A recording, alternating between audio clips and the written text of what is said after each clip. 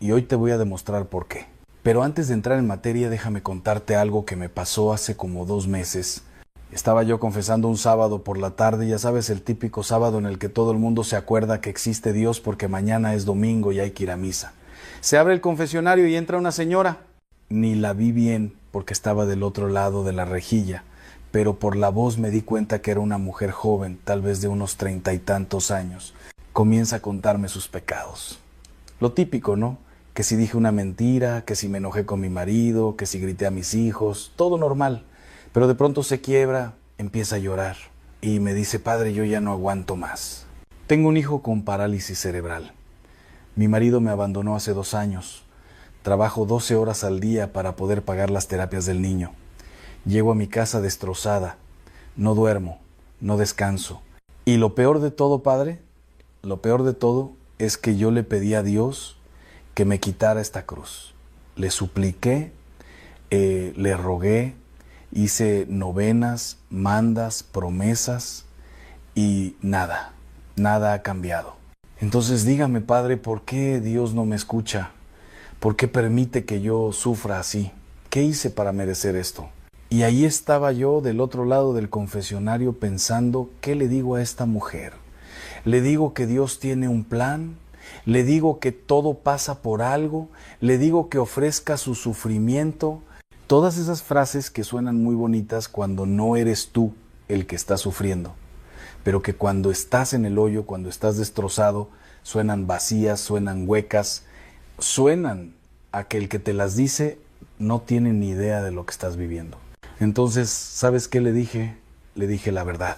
Una verdad que nadie te dice porque es incómoda, porque es difícil, porque va contra todo lo que el mundo te ha vendido sobre lo que es la felicidad y lo que es una vida plena. Le dije: señora, Dios sí te está escuchando, Dios sí te ve, Dios sí sabe lo que estás viviendo, y precisamente porque te ama, no te quita esa cruz. Se hizo un silencio tremendo. Yo pensé que se iba a levantar y se iba a ir, pero no, se quedó ahí. Y me dijo: padre, explíqueme eso, porque si Dios me ama, ¿por qué no me ayuda? ¿Por qué no me quita este dolor? Y esa, hermanos, esa es la pregunta del millón. La pregunta que todos nos hemos hecho alguna vez en la vida. La pregunta que está en el corazón de cada persona que está sufriendo en este momento. ¿Por qué Dios permite el sufrimiento? ¿Por qué un Dios que es amor, que es bueno, que es todopoderoso, permite que suframos? Permite que haya enfermedades, permite que haya tragedias, permite que haya dolor. Y hoy te voy a dar la respuesta. Pero te advierto, no te va a gustar, porque la respuesta no es cómoda, no es bonita, no es lo que quieres escuchar, pero es la verdad. Y como dijo Jesús, la verdad os hará libres. Aunque primero te va a molestar, te va a incomodar, te va a hacer cuestionarte muchas cosas. Mira, lo primero que tenemos que entender es que vivimos en una cultura que nos ha vendido una mentira gigantesca. Una mentira tan grande, tan gorda, tan repetida que ya nos la creemos como si fuera un dogma de fe. ¿Cuál es esa mentira? Que el objetivo de la vida es ser feliz. Que el objetivo de la vida es no sufrir. Que tú tienes derecho a una vida sin dolor, sin cruz, sin sufrimiento. Y eso, hermanos, es una mentira del tamaño de una catedral. ¿Sabes de dónde viene esa mentira? Del hedonismo, del materialismo, del relativismo, de todas esas corrientes de pensamiento que desde hace 50, 60 años nos han bombardeado con la idea de que la vida es placer, de que la vida es comodidad, de que la vida es quitarte todo lo que te molesta, todo lo que te incomoda, todo lo que te hace sufrir. Por eso tenemos preservativos, anticoncepción, aborto, eutanasia, divorcio express, todo lo que sea quitarte la cruz. No queremos sufrir, queremos una vida fácil, cómoda, placentera. Y entonces cuando llega el sufrimiento, cuando llega la enfermedad, cuando llega la tragedia, nos preguntamos: ¿por qué a mí? ¿Qué hice yo para merecer esto? Como si el sufrimiento fuera un castigo, como si fuera algo anormal, como si no fuera parte de la vida. Déjame decirte algo, el sufrimiento es normal, el sufrimiento es parte de la condición humana. Desde que Adán y Eva pecaron en el paraíso, desde que decidieron decirle no a Dios, el sufrimiento entró en el mundo y no se va a ir. No se va a ir por más que reces, por más novenas que hagas, por más promesas que le hagas a Dios. El sufrimiento está aquí para quedarse. Ahora, ¿eso significa que Dios es cruel? ¿Eso significa que Dios nos castiga? ¿Eso significa que Dios se sienta en el cielo a ver cómo sufrimos y no hace nada? No, absolutamente no. Y aquí es donde entra la parte que nadie te dice. La parte que te van a omitir en muchas charlas motivacionales, en muchos libros de autoayuda, en muchas prédicas light que solo te dicen lo que quieres escuchar.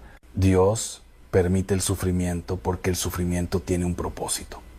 El sufrimiento no es absurdo, el sufrimiento no es gratuito, el sufrimiento no es castigo, el sufrimiento es una herramienta que Dios usa para transformarte, para pulirte, para hacerte santo. Y ya sé lo que estás pensando, Padre, eso suena muy bonito, muy espiritual, muy teológico, pero yo lo que quiero es que se me quite el dolor, yo lo que quiero es que mi hijo se sane, yo lo que quiero es que mi matrimonio se arregle. Yo lo que quiero es que se me quite la ansiedad, la depresión, el miedo. No me vengas con cuentos de que el sufrimiento me va a hacer santo. Yo lo que quiero es que se me quite. Lo sé, lo entiendo perfectamente. Y créeme que si estuviera en mi mano quitártelo, lo haría. Pero no está en mi mano, está en la mano de Dios. Y Dios, que te conoce mejor que tú mismo, que sabe exactamente lo que necesitas, que ve tu vida no solo en el presente, sino en la eternidad, Dios sabe que si te quita esa cruz ahora te está haciendo un daño. Te está privando de algo que necesitas para crecer, para madurar, para acercarte a Él. Déjame ponerte un ejemplo.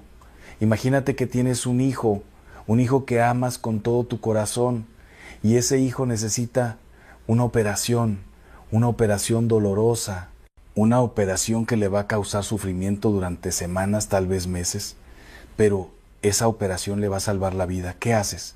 ¿Le quitas a tu hijo ese sufrimiento? ¿No lo operas para que no sufra? No, precisamente porque amas a tu hijo, porque quieres lo mejor para él, lo llevas a esa operación, aunque sepas que va a sufrir, aunque sepas que va a doler, porque sabes que ese sufrimiento temporal es necesario para su bien mayor. Pues así es Dios con nosotros. Dios no nos quita el sufrimiento porque sabe que ese sufrimiento es la operación que necesitamos. Es la herramienta que va a usar para sanarnos, para transformarnos, para hacernos mejores personas, no para fastidiarnos, no para castigarnos, sino para salvarnos. Y esto no me lo estoy inventando yo. Esto está en la Biblia, está en el Evangelio. Está en las palabras de Jesús. ¿Sabes qué dijo Jesús? El que quiera venir en pos de mí, que tome su cruz y me siga. No dijo, el que quiera venir en pos de mí, que se quite la cruz. No dijo, el que quiera venir en pos de mí, que le pida a Dios que le quite todos los problemas. Dijo, toma tu cruz, abrázala, cárgala y sígueme. ¿Y sabes qué más dijo Jesús?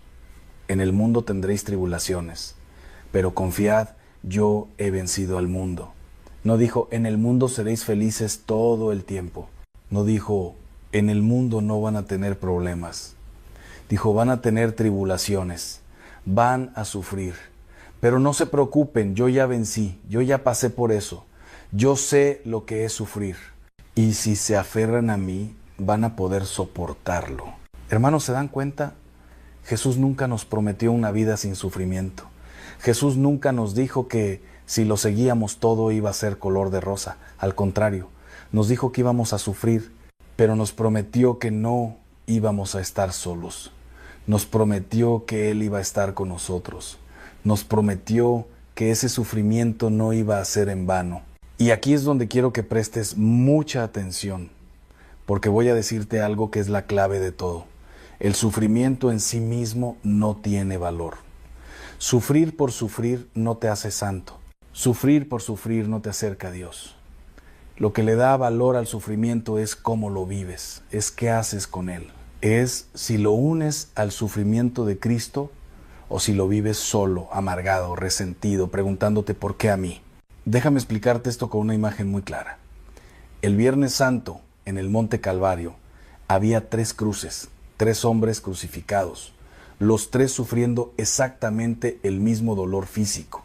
Los tres clavados, los tres agonizando, los tres muriendo, pero solo uno se salvó, solo uno entró al paraíso ese mismo día. ¿Por qué? Porque ese hombre, el buen ladrón, no se quedó en su dolor, no se quedó maldiciendo su suerte, no se quedó preguntándose por qué a mí. Ese hombre volteó a ver a Jesús y le dijo: acuérdate de mí cuando estés en tu reino. Ese hombre unió su sufrimiento al sufrimiento de Cristo. Y en ese momento su cruz dejó de ser una maldición y se convirtió en salvación. En ese momento su dolor dejó de ser absurdo y se llenó de sentido. En ese momento ese hombre dejó de sufrir solo y sufrió con Cristo. Y Cristo le prometió: hoy estarás conmigo en el paraíso. ¿Te das cuenta? Los tres sufrieron lo mismo, pero solo uno le dio sentido a ese sufrimiento. Solo uno lo transformó. Solo uno se salvó. Y eso es exactamente lo que Dios quiere hacer con tu sufrimiento. Dios no te va a quitar la cruz, pero te va a dar la gracia para cargarla. Dios no te va a quitar el dolor, pero te va a acompañar en ese dolor. Dios no te va a quitar la enfermedad, la tragedia, el problema, pero te va a dar un propósito, un sentido, una razón para seguir adelante. Ahora, llegados a este punto, sé que hay gente que está pensando: padre, todo eso suena muy bonito, pero yo conozco gente que ha sufrido horrores, gente que ha perdido hijos, gente con enfermedades terminales, gente que ha sido abusada, violada, destruida. ¿Me va a decir que Dios quiere eso? ¿Me va a decir que Dios permite esas barbaridades? Y aquí tengo que ser muy, muy claro contigo. Dios no causa el mal. Dios no quiere el mal. Dios no provoca tragedias, enfermedades, abusos. Eso es obra del pecado, es obra del diablo, es obra de la maldad humana. Dios no tiene nada que ver con eso. Pero, y escúchame bien, Dios sí permite que el mal exista. ¿Por qué? Porque Dios nos creó libres, nos dio libre albedrío, nos dio la capacidad de elegir entre el bien y el mal. Y si Dios nos quitara esa libertad, si Dios interviniera cada vez que alguien va a hacer algo malo, entonces no seríamos libres, seríamos robots, marionetas. Y el amor no se puede forzar, el amor tiene que ser libre. Entonces Dios permite que el mal exista porque respeta nuestra libertad. Pero, y esto es importantísimo, Dios no deja que ese mal tenga la última palabra. Dios no deja que el mal te destruya. Dios puede sacar bien del mal. Dios puede transformar lo más horrible en algo hermoso. Dios puede tomar tu peor tragedia y convertirla en tu mayor testimonio. ¿Sabes cuántos santos hay que fueron personas destrozadas por el sufrimiento? Santa Mónica, que lloró durante años por su hijo Agustín, que era un mujeriego, un borracho, un perdido. Y Dios no le quitó ese sufrimiento, pero usó ese sufrimiento para convertir a Agustín. Y Agustín se convirtió en uno de los más grandes santos de la historia de la Iglesia. Santa Teresita del Niño Jesús, que murió de tuberculosis a los 24 años, una enfermedad horrible, dolorosa, agónica, y Dios no la sanó, pero usó ese sufrimiento para hacerla santa, para que su vida fuera un testimonio de amor, de confianza, de abandono en Dios. San Maximiliano Kolbe, que murió en Auschwitz, asesinado por los nazis, una muerte horrible, injusta, cruel, y Dios no lo salvó. Pero usó ese sufrimiento para que Maximiliano diera su vida por otro prisionero. Y ese acto de amor en medio del horror se convirtió en uno de los testimonios más poderosos del siglo XX. ¿Te das cuenta? Dios no causa el mal, pero puede sacar bien del mal, puede transformarlo, puede usarlo para sus propósitos, puede hacer que tu peor momento se convierta en tu mayor bendición. Ahora, sé que hay otra pregunta dando vueltas en tu cabeza. Padre, si todo esto es cierto, si el sufrimiento tiene un propósito, ¿Por qué hay tanto sufrimiento injusto? ¿Por qué hay niños que nacen enfermos? ¿Por qué hay gente buena que sufre y gente mala que vive feliz? ¿Dónde está la justicia de Dios? Y aquí es donde tengo que ser brutalmente honesto contigo. No lo sé. No tengo todas las respuestas. Hay sufrimientos que son un misterio. Hay tragedias que no tienen explicación. Hay dolores que no podemos entender con nuestra mente humana. Pero te voy a decir algo que sí sé. Sé que Dios no está allá arriba en el cielo viendo tu sufrimiento como si fuera una película. Dios no es un espectador. Dios bajó, se hizo hombre, se hizo carne y sufrió. Sufrió como tú, sufrió como yo. Fue traicionado, abandonado, golpeado, escupido, humillado, torturado, asesinado.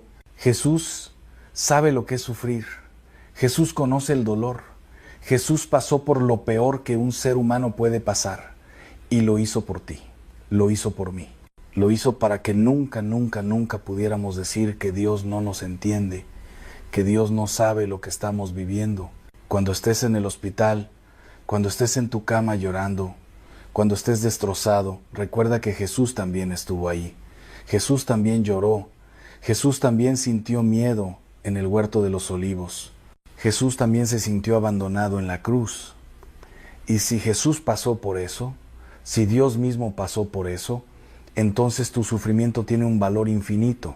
Porque cuando tú unes tu sufrimiento al sufrimiento de Cristo, cuando tú ofreces tu cruz junto con la cruz de Cristo, estás participando en la redención del mundo. Estás colaborando con Dios en la salvación de las almas. Estás haciendo algo que tiene repercusiones eternas. San Pablo lo dice clarísimo en la carta a los Colosenses. Dice, completo en mi carne lo que falta a los padecimientos de Cristo. ¿Qué significa eso? ¿Que a Cristo le faltó sufrir? No, Cristo sufrió todo. Cristo pagó todo.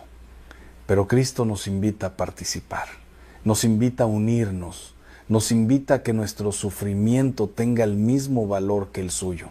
Es como si Cristo te dijera, mira, yo ya pagué el precio, yo ya cargué la cruz, yo ya sufrí por ti, pero si tú quieres, si tú aceptas, tú puedes unirte a mí, tú puedes ofrecer tu sufrimiento junto con el mío. Y juntos vamos a salvar almas, juntos vamos a transformar el mundo. ¿Te imaginas? Tu dolor, tu enfermedad, tu tragedia, unido al dolor de Cristo, puede salvar almas, puede cambiar vidas, puede tener un impacto eterno. Tu sufrimiento no es en vano. Tu cruz no es absurda. Tu dolor tiene un propósito gigantesco. Y ahora déjame hablarte de algo que me parece importantísimo. Porque hasta ahora hemos hablado del sufrimiento grande, el sufrimiento de la enfermedad terminal, el sufrimiento de la tragedia, el sufrimiento de la pérdida. Pero hay otro tipo de sufrimiento, un sufrimiento que tal vez no es tan dramático, pero que es igual de real, igual de doloroso, igual de transformador. Estoy hablando del sufrimiento cotidiano, del sufrimiento de levantarte todos los días a un trabajo que odias, del sufrimiento de cuidar a tus hijos cuando estás agotado, del sufrimiento de aguantar a un marido insoportable o a una esposa que te hace la vida imposible, del sufrimiento de la rutina, del cansancio, del aburrimiento, de la mediocridad. Ese sufrimiento también cuenta, ese sufrimiento también tiene valor, ese sufrimiento también lo puedes ofrecer. Y te voy a decir algo más, a veces ese sufrimiento es más difícil que el sufrimiento grande, porque el sufrimiento grande te hace héroe, te hace mártir, todo el mundo te admira, todo el mundo reza por ti, pero el sufrimiento pequeño, el sufrimiento cotidiano, ese nadie lo ve, ese nadie lo aplaude, ese nadie lo reconoce, pero Dios sí lo ve, Dios sí lo valora, Dios sí lo cuenta. Y muchas veces son esos pequeños sufrimientos diarios, ofrecidos con amor, los que te hacen santo. No las grandes tragedias, sino las pequeñas cruces de cada día. Santa Teresita del Niño Jesús lo llamaba el caminito, el camino de las cosas pequeñas. hacer todo con amor, ofrecer todo con amor, hasta lo más insignificante, hasta lo más aburrido, hasta lo más tedioso. Todo puede ser una ofrenda, todo puede tener valor eterno. Entonces, hermano, hermana, te pregunto, ¿qué cruz estás cargando en este momento? ¿Qué sufrimiento estás viviendo? ¿Es una enfermedad? ¿Es un matrimonio roto? ¿Es un hijo rebelde? ¿Es una depresión? ¿Es ansiedad? ¿Es soledad? ¿Es simplemente el cansancio de la vida? Sea lo que sea, no lo desperdicies. No lo vivas solo. No te quedes ahí preguntándote por qué a mí. Voltea a ver a Jesús. Mira la cruz. Mira a ese Dios que sufrió por ti. Y dile, Señor, yo también quiero sufrir contigo. No me quites esta cruz. Dame la gracia para cargarla. Ayúdame a unir mi dolor al tuyo. Ayúdame a darle sentido a este sufrimiento. Y déjame decirte algo más. Algo que me hubiera gustado que alguien me dijera cuando yo estaba sufriendo. Cuando yo estaba pasando por momentos muy oscuros en mi vida. Cuando yo también me preguntaba dónde estaba Dios. ¿Por qué me había abandonado? El sufrimiento no dura para siempre. Esta vida no es todo. Este mundo no es tu hogar. Tú fuiste creado para la eternidad. Tú fuiste creado para el cielo. Y todo el sufrimiento de esta vida, por más horrible que sea, no es nada comparado con la gloria que nos espera. San Pablo lo dice. Dice, las tribulaciones de este tiempo presente no son nada comparadas con la gloria que ha de manifestarse en nosotros. ¿Te das cuenta? No son nada. 60, 70, 80 años de vida aquí, de sufrimiento aquí. No son nada comparado con la eternidad de felicidad que nos espera. Imagínate que tu vida es una línea y en esa línea hay un puntito pequeñísimo. Ese puntito es tu vida aquí en la tierra, con todo su dolor, con todo su sufrimiento. Y el resto de la línea que se extiende hacia el infinito, eso es la eternidad. Eso es el cielo. Eso es la felicidad plena, perfecta, sin fin. ¿De verdad crees que Dios te va a dejar sufrir aquí para luego abandonarte? ¿De verdad crees que Dios te está preparando, te está purificando, te está transformando aquí para luego olvidarse de ti? No, todo lo contrario. Dios te está preparando para algo infinitamente más grande, para algo que tus ojos no han visto, tus oídos no han escuchado, tu mente no puede imaginar. Y un día, cuando estés en el cielo, cuando veas a Dios cara a cara, cuando entiendas todo, vas a decir, valió la pena. Valió la pena el dolor, valió la pena la cruz, valió la pena el sufrimiento, porque me trajo aquí, porque me acercó a ti, porque me hizo santo. Ahora bien, todo esto que te estoy diciendo no significa que te tengas que quedar con los brazos cruzados. No significa que no puedas pedir alivio. No significa que no puedas buscar soluciones. No significa que tengas que ser masoquista y buscar el sufrimiento. No, puedes y debes buscar alivio. Puedes y debes ir al médico. Puedes y debes buscar terapia. Puedes y debes tomar medicamentos. Puedes y debes hacer todo lo que esté en tu mano para mejorar tu situación. Dios no te pide que te cruces de brazos. Lo que Dios te pide es que mientras buscas soluciones, mientras haces tu parte, confíes en Él, que no te desesperes, que no pierdas la fe, que no te amargues, que no maldigas tu cruz, que la abraces, que la ofrezcas, que la vivas con amor. Y déjame decirte algo más. Hay cruces que Dios sí quita. Hay sufrimientos que Dios sí alivia. Hay enfermedades que Dios sí sana. Dios hace milagros. Dios escucha oraciones. Dios responde, pero a su tiempo, a su manera, no a la tuya, no a la mía. Y a veces la respuesta de Dios no es quitarte la cruz.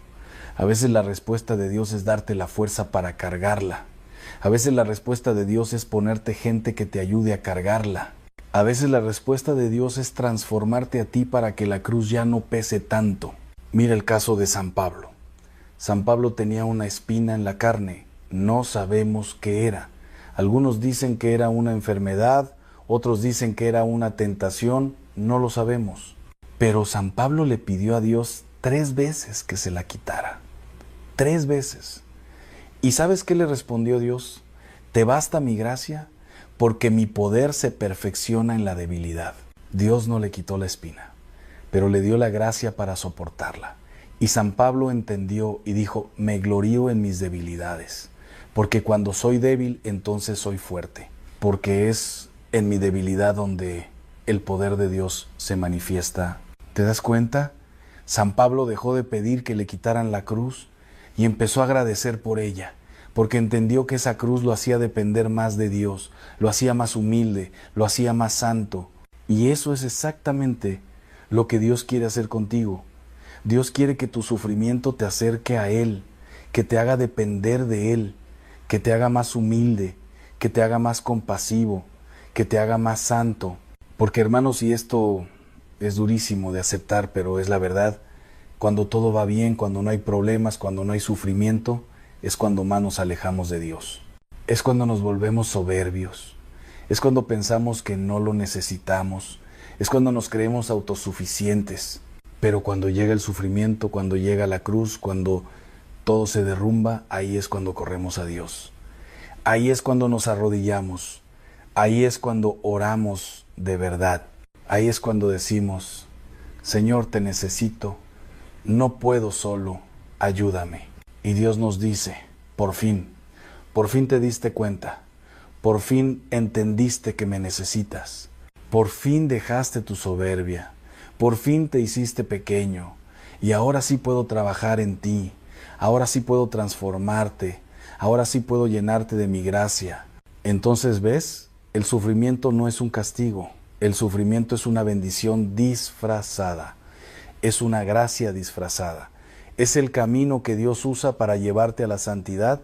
Y ahora déjame darte 3 claves prácticas, 3 cosas que puedes hacer hoy mismo para transformar tu sufrimiento, para darle sentido a tu cruz, para vivir tu dolor de una manera que te acerque a Dios y no te aleje de Él. Primera clave, ofrécelo.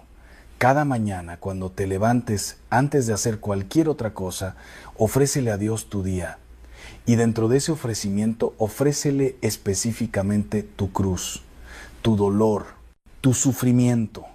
Dile, Señor, hoy voy a sufrir, hoy voy a tener dolor, hoy voy a estar cansado, hoy voy a cargar mi cruz, pero no quiero hacerlo solo, quiero hacerlo contigo. Te ofrezco este dolor, te ofrezco este sufrimiento, que no sea en vano. Úsalo para salvar almas, úsalo para tu gloria. Y luego, durante el día, cada vez que sientas el dolor, cada vez que la cruz pese, di una oración cortita. Señor, por ti, Señor, contigo, Señor, en unión con tu cruz. No hace falta que sea una oración larga, con eso basta. Pero marca una diferencia gigantesca, porque transforma tu sufrimiento, lo convierte en oración, lo convierte en ofrenda. Segunda clave, busca el rostro de Cristo en tu sufrimiento. Cuando estés sufriendo, cuando estés en tu peor momento, cierra los ojos y visualiza a Jesús en la cruz. Mírale el rostro, mira sus heridas, mira su sangre, mira su dolor. Y date cuenta de que Él pasó por eso, Él sufrió eso, Él cargó eso por ti, para que nunca estuvieras solo en tu dolor. Y luego dile, Jesús, gracias, gracias por haber sufrido por mí, gracias por haberme mostrado el camino, gracias por acompañarme en este dolor, ayúdame a cargar mi cruz como tú cargaste la tuya, con amor, con esperanza, con fe. Tercera clave, no lo vivas solo, busca ayuda, busca compañía, busca apoyo. Dios no quiere que cargues tu cruz solo. Dios pone gente en tu vida para ayudarte, para acompañarte, para sostenerte cuando no puedas más. A veces es un amigo, a veces es un familiar, a veces es un grupo de oración, a veces es un sacerdote, a veces es un psicólogo. No importa, busca ayuda, abre tu corazón, comparte tu dolor. No te lo guardes, no te lo tragues, porque el dolor compartido es dolor dividido. Y la alegría compartida es alegría multiplicada.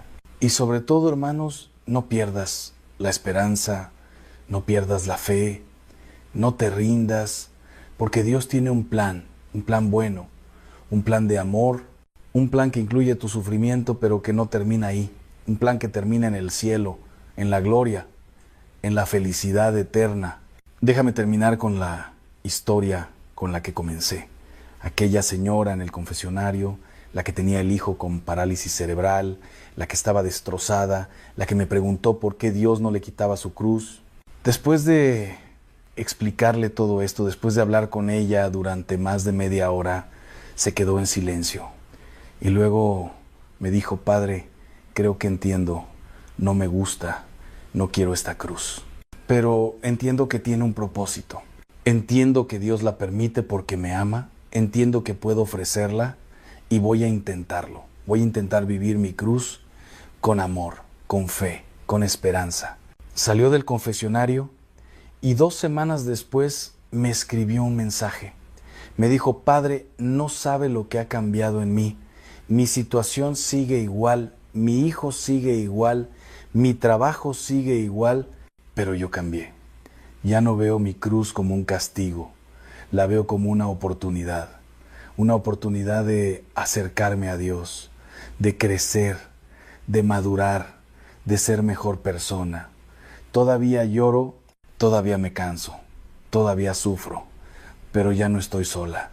Sé que Dios está conmigo y eso cambia todo. Hermanos, esa es la diferencia, esa es la clave, esa es la respuesta a la pregunta de por qué Dios permite tu sufrimiento. Porque ese sufrimiento, vivido con fe, vivido con amor, vivido en unión con Cristo, te transforma, te hace santo, te prepara para el cielo. Así que te pregunto, ¿qué vas a hacer con tu cruz? ¿La vas a maldecir, la vas a rechazar, te vas a amargar, te vas a alejar de Dios? ¿O la vas a abrazar, la vas a ofrecer, la vas a vivir con amor? La decisión es tuya. Dios te da la cruz, pero tú decides qué hacer con ella. Tú decides si esa cruz te destruye o te transforma. Tú decides si esa cruz te aleja de Dios o te acerca a Él. Tú decides si esa cruz es una maldición o una bendición. Yo te invito hoy, ahora mismo, a tomar la decisión correcta, a abrazar tu cruz, a ofrecerla, a vivirla con Cristo. Porque te prometo, te lo prometo con toda mi alma, que si lo haces, tu vida va a cambiar. No van a desaparecer los problemas, no se va a ir el dolor, pero vas a tener paz, vas a tener esperanza, vas a tener sentido. Y vas a saber con certeza absoluta que todo, absolutamente todo, tiene un propósito. Y ese propósito es bueno, es de amor, es de Dios. Que Dios los bendiga a todos. Y que la cruz de Cristo, que un día fue instrumento de muerte y se convirtió en instrumento de salvación, sea también para ti instrumento de gracia, de transformación, de santidad. Amén. Las tiendas de villancicos, las casas de adornos brillantes. Pero dime una cosa con toda sinceridad, ¿de qué sirve toda esa luz exterior si por dentro estás apagado? ¿De qué sirve el árbol más hermoso si el árbol de tu vida espiritual está seco y sin frutos? Cada año veo a miles de personas que corren desesperadas comprando regalos, preparando cenas, organizando reuniones familiares, pero que no dedican ni 5 minutos a preparar su corazón para recibir al único regalo que verdaderamente importa, Jesucristo. Y luego me encuentro con ellos en enero, más vacíos que antes, más tristes, más perdidos, porque llenaron todo menos su alma, porque adornaron todo menos su interior, porque celebraron todo menos su fe. Y yo les pregunto, y te pregunto a ti ahora, ¿vas a permitir que esta Navidad sea una más de esas Navidades huecas? ¿O vas a tener el valor de hacer algo diferente? Déjame decirte algo que he aprendido en mis muchos años como sacerdote, después de haber escuchado miles de confesiones, después de haber secado incontables lágrimas, después de haber acompañado a tantas almas en su camino de regreso a Dios. El pecado no es solamente una ofensa a Dios, aunque lo es. El pecado es ante todo una herida que tú te infliges a ti mismo. Es un veneno que bebes voluntariamente. Es una cadena que tú mismo te pones en los tobillos. Y lo más terrible del pecado no es que Dios te castigue por él, porque Dios es misericordioso y está esperando perdonarte. Lo más terrible del pecado es que tú te castigas a ti mismo, te alejas de la fuente de la vida, te privas de la paz, te robas a ti mismo la alegría.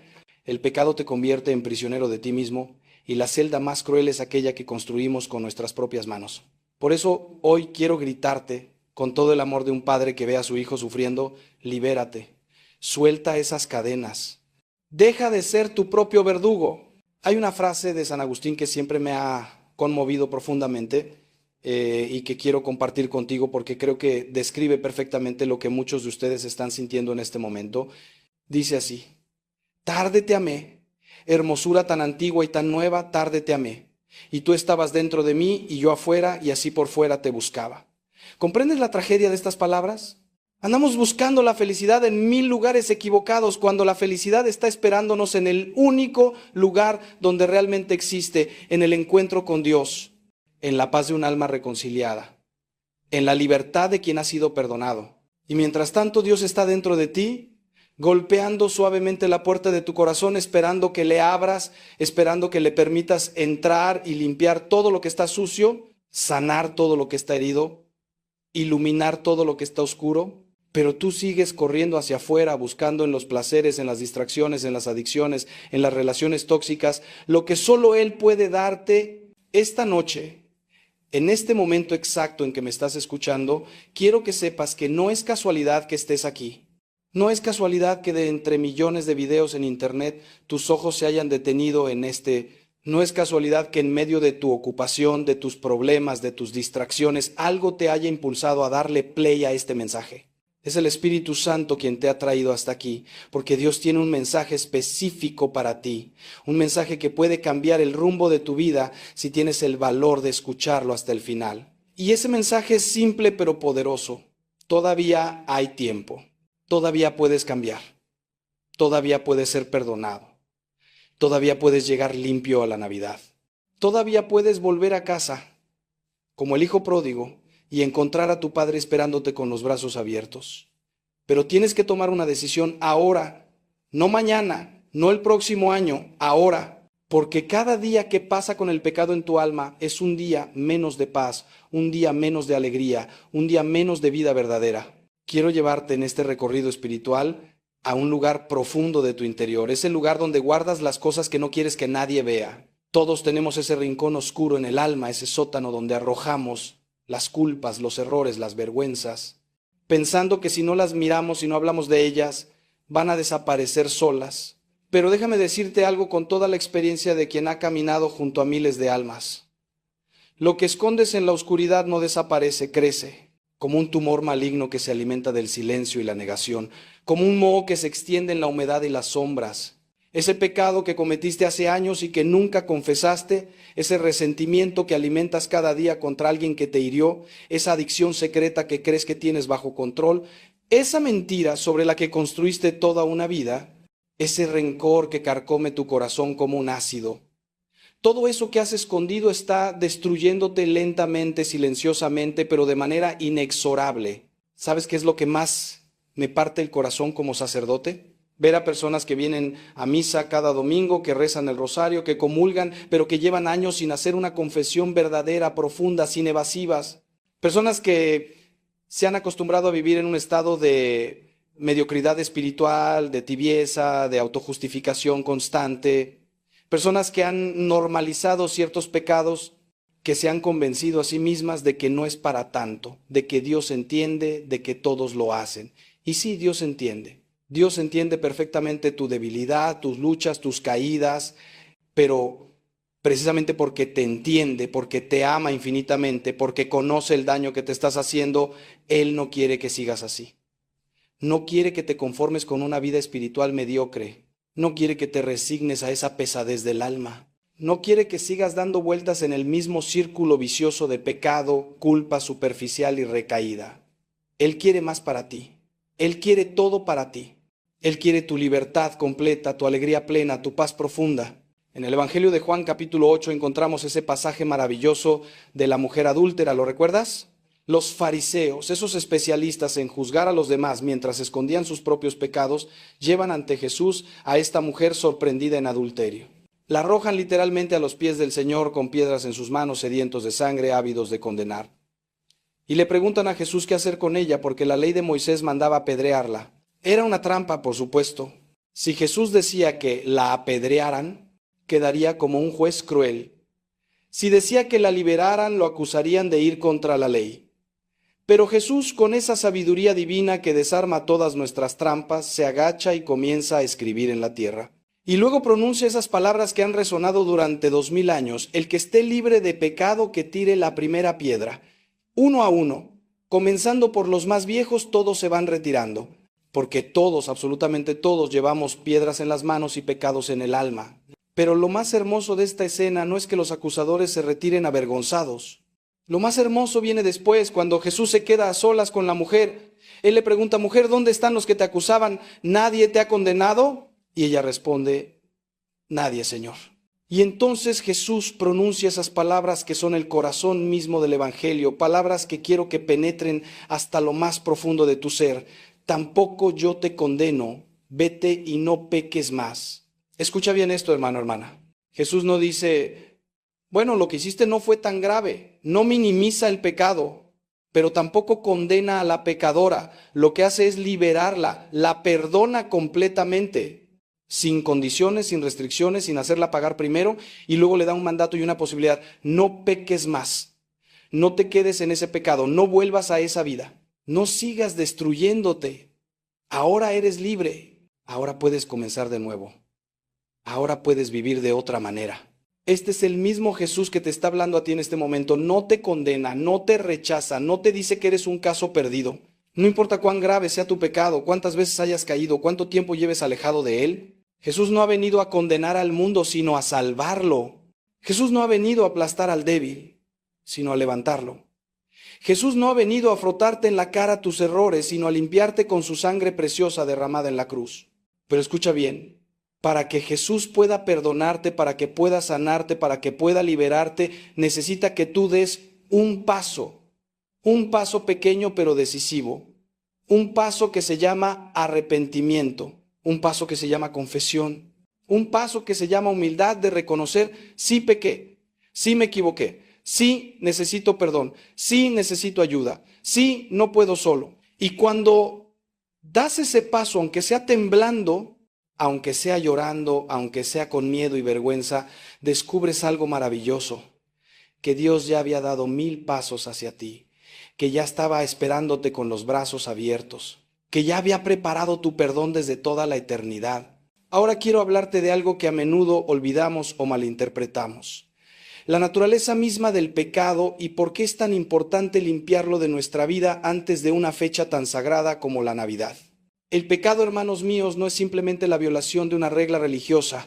No es que Dios haya puesto una serie de mandamientos arbitrarios solo para ver si somos obedientes, como un padre caprichoso que inventa normas sin sentido. Nada más lejos de la verdad. Los mandamientos de Dios son instrucciones de vida, son el manual del fabricante para nuestro corazón. Dios nos dice: no robes, no porque le importe a Él tus posesiones, sino porque sabe que el robo corrompe tu alma, destruye la confianza en la sociedad y te convierte en esclavo de la avaricia. Dios nos dice: no cometas adulterio, no porque sea un aguafiestas que quiere arruinar tu diversión, sino porque conoce el dolor devastador que la infidelidad causa en los corazones, en los matrimonios, en las familias, en los hijos. Cada mandamiento es un acto de amor, un muro protector que Dios pone alrededor de tu felicidad. Cuando pecas, no hieres principalmente a Dios, aunque sí lo ofendes. Dios es infinito, perfecto, completo en sí mismo. Tu pecado no puede disminuirlo ni herirlo en el sentido en que nosotros somos heridos. Pero te hiere a ti, te aparta de la fuente de vida, te desconecta del amor, te saca de la corriente de gracia que fluye constantemente desde el corazón de Dios. Es como si tú fueras un pez y el pecado te sacara del agua. El océano no sufre por la ausencia del pez, pero el pez se asfixia fuera del océano. Así es tu alma fuera de la gracia de Dios. Se asfixia espiritualmente, pierde su vitalidad, se marchita como una planta sin agua. Y puedes llenar tu vida de 1000 cosas, de trabajo, de dinero, de placeres, de reconocimiento, de relaciones, pero nada de eso puede reemplazar lo que solo Dios puede darte. Y entonces vives con esa sensación constante de que algo falta, de que hay un vacío que nada llena, de que por más que corras y te distraigas, por dentro te sientes vacío y perdido. San Pablo, en su carta a los Romanos, capítulo 6, versículo 23, nos da una de las definiciones más claras y terribles del pecado. El salario del pecado es la muerte. Pero inmediatamente añade: pero el don de Dios es la vida eterna en Cristo Jesús. ¿Ves el contraste? El pecado paga un salario, la muerte. no necesariamente la muerte física inmediata, aunque a veces también, sino la muerte del alma, la muerte de la alegría, la muerte de la paz, la muerte de la esperanza, la muerte del amor verdadero. Cada pecado que cometes es como beber un sorbo de veneno. Quizás el primer sorbo no te mata, pero te enferma. Y si sigues bebiendo, sorbo tras sorbo, día tras día, año tras año, ese veneno va acumulándose en tu sistema hasta que un día te das cuenta de que estás muriendo por dentro, de que ya no sientes como antes, de que tu capacidad de amar se ha atrofiado, de que tu conciencia se ha endurecido, de que tu corazón se ha vuelto de piedra. Pero escucha la segunda parte de lo que dice San Pablo: el don de Dios es la vida eterna. Un don, no un salario que tienes que ganar, no un premio que tienes que merecer, un don. Un regalo, algo que se da gratuitamente. Dios no te ofrece el perdón porque te lo hayas ganado, porque hayas sido suficientemente bueno, porque hayas compensado tus pecados con buenas obras. Dios te ofrece el perdón porque es su naturaleza perdonar, porque Él es amor, porque Él es misericordia, porque Él es Padre. Y un padre verdadero nunca deja de amar a su hijo, nunca cierra la puerta de su casa, nunca retira su perdón. No importa cuán lejos haya ido ese hijo, no importa cuánto haya caído. El padre está siempre escrutando el horizonte, esperando ver aparecer la figura del hijo perdido, listo para correr a su encuentro, para abrazarlo, para restaurarlo, para celebrar su regreso. Esta es la imagen que Jesús nos da en la parábola del hijo pródigo, y es la imagen que debes grabar a fuego en tu corazón. Dios te está esperando, no con un garrote para golpearte, no con un discurso de reproche para humillarte, sino con un abrazo para restaurarte. Ahora bien, y esto es crucial que lo entiendas, el perdón de Dios está siempre disponible, siempre ofrecido, siempre listo para ser derramado sobre ti. Pero para que ese perdón sea efectivo en tu vida necesitas recibirlo. Necesitas abrirte a Él, necesitas aceptarlo.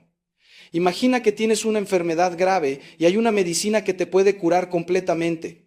Esa medicina está disponible, está probada, es efectiva, pero si tú no la tomas, si la dejas en el botiquín, si te niegas a abrir la boca y tragarla, vas a seguir enfermo. No porque la medicina no funcione, sino porque tú no la estás usando.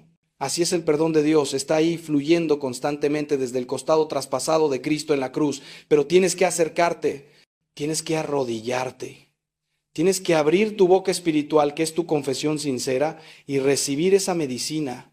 Y la Iglesia, en su sabiduría de 2000 años, nos ha dado el sacramento perfecto para esto, la confesión. No es un invento humano, es un regalo divino. Es el canal específico que Jesús instituyó para que puedas experimentar su perdón de manera concreta, palpable, sanadora. Y ya que estamos hablando de esto, necesito decirte algo con toda claridad, algo que muchos católicos han olvidado o nunca han entendido completamente. ¿Por qué tenemos que confesarnos con un sacerdote? ¿Por qué no podemos simplemente pedirle perdón a Dios directamente en nuestra habitación?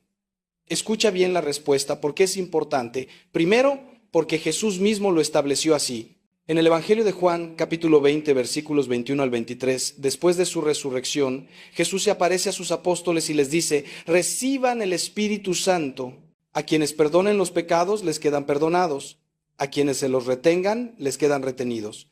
Les dio a los apóstoles y a sus sucesores, los obispos y sacerdotes, el poder y la autoridad de perdonar pecados en su nombre. No porque Dios necesite intermediarios, sino porque nosotros los necesitamos, porque somos humanos, porque somos de carne y hueso, porque necesitamos escuchar con nuestros oídos corporales esas palabras de absolución. Yo te absuelvo de tus pecados en el nombre del Padre, del Hijo y del Espíritu Santo. Hay algo profundamente sanador en el acto de humillarte, de ponerte de rodillas o sentarte frente a otro ser humano que actúa en persona de Cristo y decir en voz alta tus pecados, decir en voz alta aquello que has estado escondiendo, aquello de lo que te avergüenzas, aquello que te ha estado carcomiendo por dentro, sacarlo de las sombras y exponerlo a la luz. San Juan nos dice en su primera carta, capítulo 1, versículo 9, si confesamos nuestros pecados, Él es fiel y justo para perdonar nuestros pecados y limpiarnos de toda maldad. Confesar, sacar afuera, verbalizar, reconocer. Esto no es solo un requisito ritual, es un acto terapéutico, es medicina psicológica y espiritual al mismo tiempo. Cuando confiesas tu pecado en voz alta, algo se rompe dentro de ti. El poder que ese pecado tenía sobre ti comienza a desmoronarse. La vergüenza comienza a disolverse, el peso comienza a levantarse. Y cuando escuchas al sacerdote decirte yo te absuelvo, Cuando sientes su mano sobre tu cabeza mientras pronuncia esas palabras de perdón, algo cambia en tu alma. Dios te toca, Dios te limpia, Dios te restaura. Además, el sacerdote en la confesión no está ahí solo para perdonarte, está ahí para aconsejarte, para orientarte, para ayudarte a entender las raíces de tu pecado, para darte herramientas concretas para evitar caer de nuevo, para señalarte los patrones destructivos que quizás no puedes ver por ti mismo, para rezar contigo y por ti, para ser testigo de tu arrepentimiento y de tu deseo de cambio, para acompañarte en tu camino de conversión. Y sí, también para asignarte una penitencia, no como un castigo, sino como un acto de reparación, como una manera concreta de mostrar tu arrepentimiento y de comenzar a sanar el daño causado por tu pecado. La penitencia es medicinal, no punitiva. Es como el ejercicio que el fisioterapeuta te da después de una lesión. No te lo da para castigarte, sino para que recuperes la fuerza, la movilidad, la salud. Así es la penitencia sacramental. Te ayuda a recuperar tu salud espiritual. Entonces, ¿qué te impide confesarte? ¿Qué excusas has estado usando? ¿Es la vergüenza? Hermano, el sacerdote ha escuchado de todo. No hay nada que puedas decir que lo vaya a escandalizar o sorprender. Y además, está bajo secreto de confesión absolutamente inviolable. Preferiría morir antes que revelar lo que escucha en el confesionario. Tu secreto está absolutamente seguro. ¿Es el orgullo? ¿No quieres reconocer ante otro ser humano que has fallado, que no eres perfecto, que necesitas ayuda? Entonces ese orgullo es precisamente la raíz de muchos de tus pecados y es lo primero que necesitas confesar. El orgullo es el pecado de Satanás, el pecado que causó la caída de los ángeles, el pecado que nos separa de Dios más que cualquier otro porque nos impide reconocer que necesitamos a Dios. ¿Es que piensas que tus pecados son demasiado graves para ser perdonados? Entonces estás subestimando el poder de la sangre de Cristo. Estás diciendo que tu pecado es más grande que la misericordia de Dios. Y eso, hermano, es una mentira del demonio. No hay pecado que la sangre de Cristo no pueda lavar. No hay mancha que su gracia no pueda limpiar. No hay caída de la que su mano no pueda levantarte. Escúchame bien. Si estás escuchando estas palabras y hace años que no te confiesas, si llevas meses o incluso días con un pecado grave en tu alma y has estado posponiendo la confesión, si has estado comulgando en estado de pecado mortal porque no quieres pasar por el confesionario, necesito decirte algo con toda la seriedad y el amor de que soy capaz. Cada día que pasas sin confesarte es un día que pasas alejado de la gracia de Dios. Es un día que vives en oscuridad cuando podrías estar en luz. Es un día que desperdicias cuando podrías estar viviendo en plenitud. Y sí, Dios no lo quiera. Te ocurriera algo y murieras en este estado, enfrentarías tu juicio sin estar preparado, sin estar limpio, sin estar en gracia. No te estoy diciendo esto para asustarte con un Dios vengativo. Te lo digo porque te amo lo suficiente como para decirte la verdad. Y la verdad es que el pecado mortal no confesado te separa de Dios, y morir separado de Dios es pensarla. No quiero ni pensarlo. No quiero que eso le pase a ninguna de las almas que Dios ha puesto en mi camino y Él te ha puesto en mi camino hoy en este momento a través de esta pantalla. Por eso te suplico, te ruego, te imploro con todo mi corazón de pastor, no dejes pasar un día más sin reconciliarte con Dios. Busca un confesionario, busca una iglesia, busca un sacerdote. Arrodíllate y di la verdad, toda la verdad, sin omisiones. Sin justificaciones, sin minimizaciones, di cuántas veces caíste en ese pecado, di las circunstancias, di lo que sea necesario para que tu confesión sea completa y válida.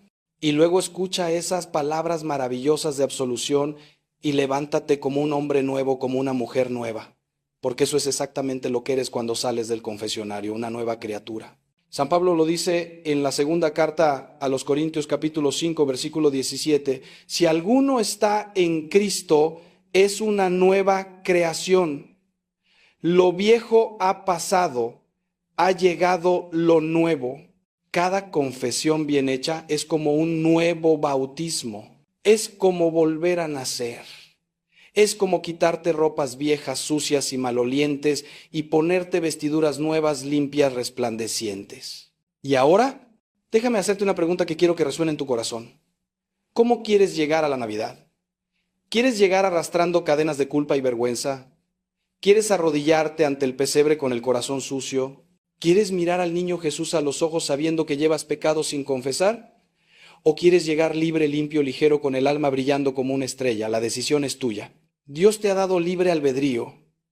Él no va a forzarte, no va a obligarte, pero te está llamando, te está invitando, te está esperando. Y esta Navidad puede ser diferente a todas las anteriores. Puede ser la Navidad en que finalmente experimentas la paz que sobrepasa todo entendimiento. Puede ser la Navidad en que recuperas la alegría que habías perdido. Puede ser la Navidad en que comienzas una vida nueva. Pero solo si tú decides dar ese paso, solo si tú decides limpiar tu alma antes de que llegue la fiesta, solo si tú decides recibir el perdón que Dios ya tiene preparado para ti desde toda la eternidad. Ahora quiero llevarte más profundo todavía en esta reflexión porque necesitamos entender no solo el qué y el por qué, sino también el cómo del arrepentimiento verdadero. Porque, hermanos míos, no todo arrepentimiento es igual. Hay un arrepentimiento superficial que es simplemente remordimiento, sentirse mal por haber sido descubierto o por las consecuencias negativas del pecado. Y hay un arrepentimiento profundo que es contrición, un dolor genuino por haber ofendido a Dios y dañado tu propia alma. Déjame explicarte la diferencia porque es absolutamente crucial. Judas sintió remordimiento después de traicionar a Jesús.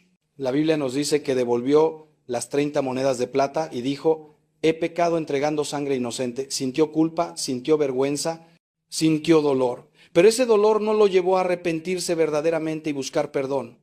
Lo llevó a la desesperación y al suicidio. Pedro, por otro lado, también traicionó a Jesús, lo negó 3 veces, juró y perjuró que no lo conocía. Y cuando el gallo cantó y sus ojos se encontraron con los ojos de Jesús, Pedro salió y lloró amargamente, pero su llanto no fue desesperación, fue contrición. Y ese llanto lo llevó después de la resurrección, a un encuentro con Jesús donde fue restaurado, perdonado y comisionado nuevamente como líder de la iglesia. ¿Cuál es la diferencia entre Judas y Pedro? Entre remordimiento y contrición. La diferencia es la esperanza. Judas perdió la esperanza, creyó que su pecado era imperdonable, se centró completamente en su culpa y olvidó la misericordia de Dios. Pedro, en cambio, aunque sintió un dolor profundo por su traición, no perdió la esperanza. Conocía el corazón de Jesús, sabía que Jesús era misericordioso, y aunque no sabía exactamente cómo, confiaba en que habría una manera de ser restaurado. Y esa esperanza lo mantuvo vivo, lo mantuvo esperando, hasta que Jesús resucitado vino a buscarlo y a perdonarlo. Esta es la clave, hermano, hermana, tu arrepentimiento debe estar lleno de esperanza. Sí, duele reconocer que has pecado, sí. ¿Es humillante confesar tus faltas? Sí, es difícil enfrentar el daño que has causado, pero nunca, nunca, nunca debes perder la esperanza en la misericordia de Dios, porque Dios es más grande que tu pecado. Su amor es más fuerte que tu debilidad. Su gracia es más poderosa que tu caída. San Juan María Vianney, el santo cura de Ars, aquel humilde sacerdote que pasó entre 10 y 16 horas diarias en el confesionario durante más de 30 años, escuchando las confesiones de miles y miles de personas que venían de toda Francia para confesarse con él, solía decir algo maravilloso. Decía: no es el pecador quien vuelve a Dios para pedirle perdón, sino Dios quien corre detrás del pecador y lo hace volver a él.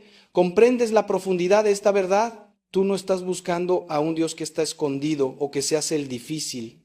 Estás siendo buscado por un Dios que te ama con locura, que te persigue con su gracia, que no se da por vencido contigo, que está tocando constantemente a la puerta de tu corazón esperando que le abras.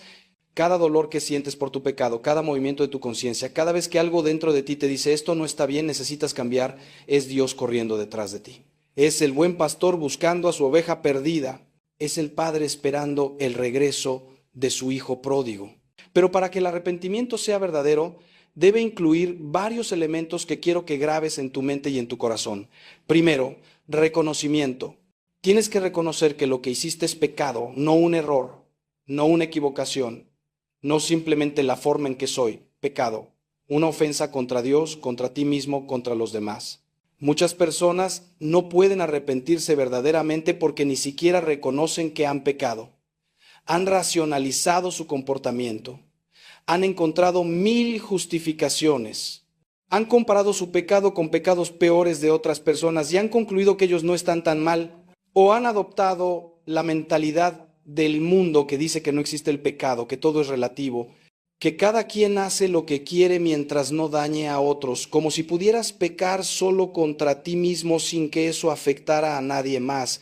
Esta negación del pecado es mortal. Si no reconoces que estás enfermo, nunca buscarás medicina. Si no reconoces que estás perdido, nunca pedirás direcciones. Si no reconoces que has pecado, nunca buscarás perdón. Segundo elemento del arrepentimiento verdadero, contrición.